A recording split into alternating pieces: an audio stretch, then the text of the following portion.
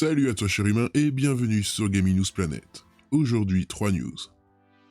Suicide Squad Kills Justice League confirme sa présence aux Game Awards. GTA Online, une nouvelle histoire avec Franklin et Dr. Dre. Et enfin le film Sonic 2 montrera sa première bande-annonce aux Game Awards, et le nouveau jeu Sonic sera aussi présent.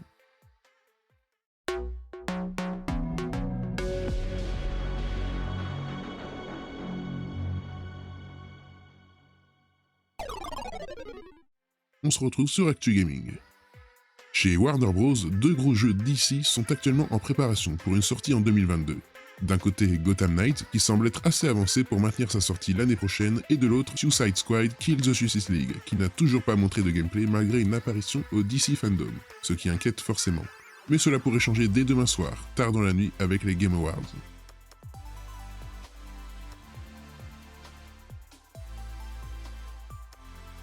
Sefton Hill, directeur créatif et cofondateur de Rocksteady, vient d'annoncer sur Twitter que Suicide Squad Kills the Justice League fera bien partie du show des Game Awards, qui vont se dérouler dans la nuit de jeudi à vendredi. Tout cela est annoncé avec un gif illustrant des images inédites et qui semblent bien être issues du moteur de jeu. On peut donc imaginer que l'on voit ici un premier aperçu du gameplay du jeu, peut-être lors d'un début de mission, où l'on contrôlerait Harley Quinn si l'on se fie au positionnement de la caméra. Les spéculations ne devraient en tout cas plus trop durer. Suicide Squad Kills the Justice League sera disponible sur PC, PS5 et Xbox Series en 2022.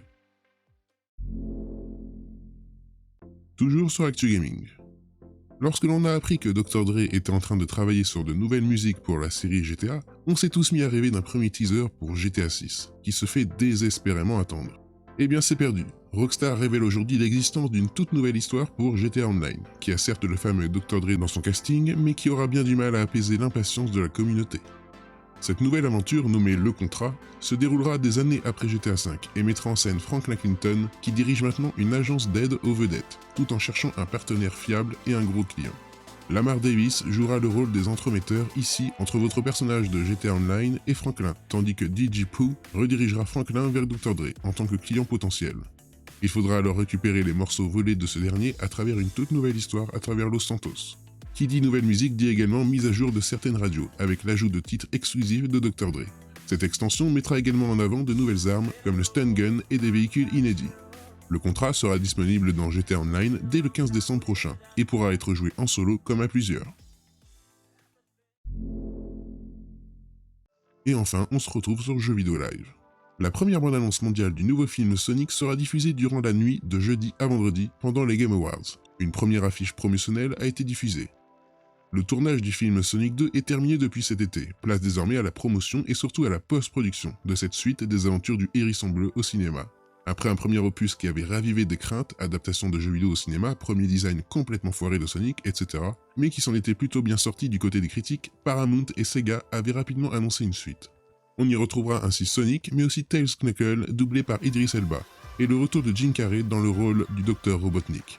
On retrouve d'ailleurs les trois premiers protagonistes principaux dans cette première affiche officielle du film diffusé par la Paramount. La bande-annonce arrivera en world premiere lors des Game Awards. Il débute demain dans la nuit à 1h30 du matin pour le pré-show. La vidéo sera diffusée vers 2h du matin, sortie prévue le 6 avril 2022 en France.